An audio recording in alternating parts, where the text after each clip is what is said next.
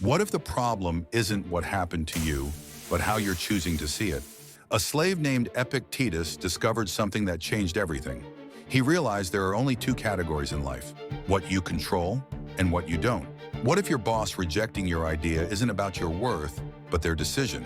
What if losing money isn't failure, but information? What if someone's harsh words reveal their state, not your value?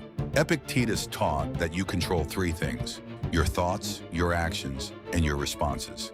Everything else belongs to the world.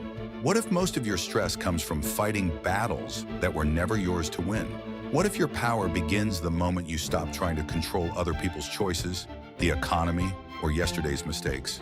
What if freedom isn't getting what you want, but wanting what you choose? The next time pressure builds, ask yourself, is this mine to control? Your response is always yours. Your peace depends on remembering that. Save this before your next reaction.